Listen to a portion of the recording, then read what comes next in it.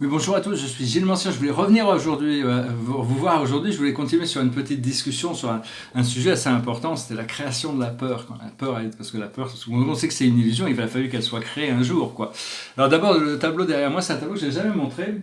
C'est un tableau sur les 100 constellations et le centre de notre univers local, Nébadon, hein, avec Salvington au centre. Avec notre constellation, c'est la constellation 70. Hein, notre planète, elle s'appelle Urantia, dans le système de Satania. Et ce qui est intéressant dans ce tableau, c'est qu'il y a le nom des univers qui nous entourent. Alors il y a Sansalon, Portalon, Wulfering, Alvoring, Fanoving, Avalon, qui est notre univers jumeau.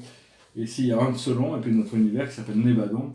Mais bon, je pense qu'il n'est pas très loin, il est pas très loin d'être fini. Je pense que bon, il est assez agréable.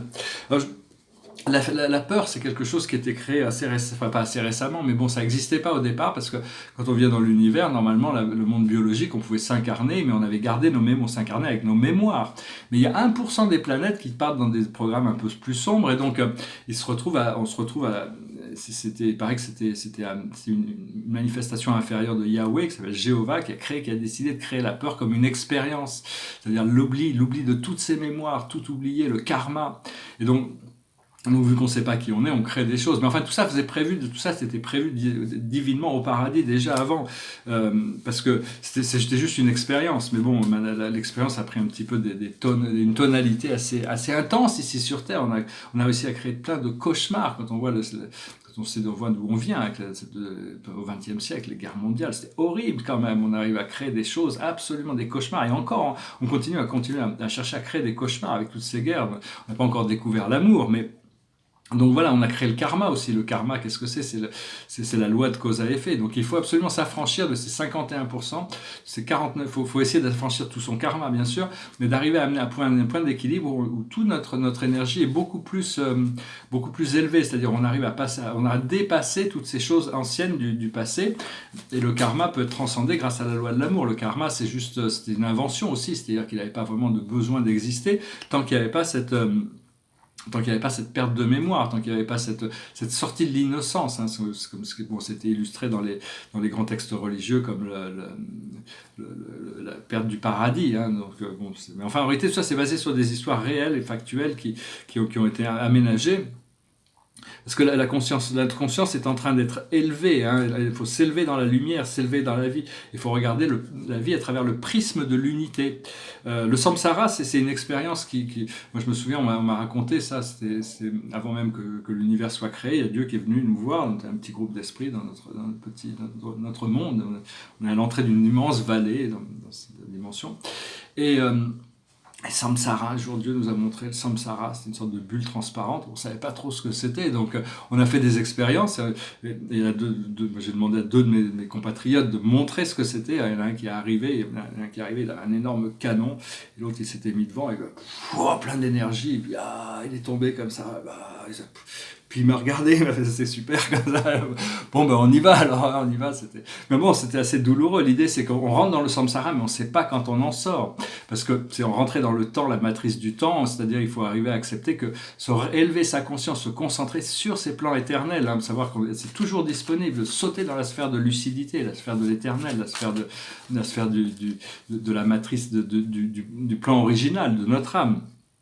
Et donc, personnellement, bon, je suis toujours été un gardien de cette vision supérieure. La vision supérieure, c'est pas on a une vision créative, si on peut créer des choses grâce à notre vision, mais la vision supérieure, c'est quelque chose on est réceptif, on reçoit, et après on essaye de le comprendre. C'est toujours un sens à cette vision, mais donc c'est important de rester ouvert, d'ouvrir son troisième œil, d'écouter ses rêves, ses visions, ses sons, ou même les signes, hein, au départ. Et donc, parce que bon, il y a toutes sortes de lignes temporelles qui sont en train de se dérouler. Ils ne sont pas toutes harmonieuses, mais tout va être nettoyé, tout va être réaligné vers une ligne temporelle. Il y a tous ceux qui vont quitter la Terre parce qu'ils ne veulent pas, ils ne sont pas prêts à rentrer dans l'unité.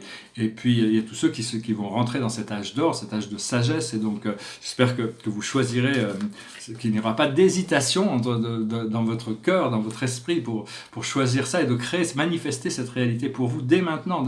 Tous les jours, il faut continuer à manifester cette réalité du bonheur, de la joie, de la richesse, de l'abondance, de la prospérité, de l'amour, du partage. Tous les jours, il faut se concentrer pour arriver petit à petit à manifester ces choses. Enfin, la manifestation vient quand le timing est prêt, mais déjà au moins le manifester dans notre esprit. Donc voilà. Ouais. Donc voilà, je vais juste venir, je vais tirer juste quelques cartes. Hein. La plus haute sagesse pour nous aujourd'hui, c'est les navires. C'est les navires, c'est l'exploration. Il faut aller explorer, toujours aller là-devant. Il faut sortir des boîtes. On est à l'âge du Verseau. Le Verseau, c'est celui qui veut sortir de la boîte. Bon anniversaire à tous les Verseaux. Ce qu'il faut comprendre, c'est la sagesse. La sagesse, c'est le plus puissant de toutes les connaissances. C'est vraiment ce qui nous donne le moyen de compréhension. C'est la socialisation de l'amour. C'est l'intégration de la connaissance. C'est pas quelque chose qui peut être expliqué il n'y a qu'une seule sagesse, mais elle change tous les moments. Donc il faut accepter la sagesse que l'on peut recevoir, la connaissance déjà, et arriver à cultiver cette connaissance jusqu'au moment où elle peut se transformer en sagesse. Ce que l'on doit faire, c'est le guérisseur ou la guérisseuse, c'est arriver à rendre les choses complètes. Il n'y a pas besoin d'être parfait pour être guéri, pour se sentir guéri, pour lâcher prise sur toutes ces choses du passé qui nous ont fait du mal. Savoir que quand elles remontent, elles sont là pour être pardonnées. Une fois qu'on a pardonné, on a guéri. Et l'aboutissant, c'est le Père, c'est Dieu, c'est notre connexion à notre présence je suis. C'est savoir que Dieu est incarné dans chacun de nous. Il est prêt à s'incarner selon nos mérites karmiques, mais aussi notre disponibilité, notre availabilité. Mais Dieu est à l'intérieur de nous. Père, Mère, Dieu, l'un, le suprême, l'ultime, l'absolu, peu importe comment. C'est toujours des niveaux qui sont correspondants à ce que l'on peut atteindre. Mais déjà, s'élever au niveau angélique, s'élever dans la lumière divine. C'est pour commencer à se sentir dans son pouvoir, parce qu'il y a tout ça, une fois qu'on aura ouvert le puits des rêves, on aura fait notre ascension, on va pouvoir, on va être la radiance qui va s'émerger de nous-mêmes, et notre bien-être sera inexprimable, mais elle sera là, quoi. Donc il faut vraiment continuer. On est vraiment tout proche de cette ascension. Donc voilà, je voulais vous encourager à continuer dans cette direction. Et j'avais pas prévu de chanson, mais peut-être suivre une chanson. C'est une chanson d'amour, une chanson américaine d'amour. C'est goes like this. Oh, my love, my darling, I hunger for your touch, a long, lonely time. And time goes by so slowly, and time can do so much. Are you still mine? I need your love. I need your love.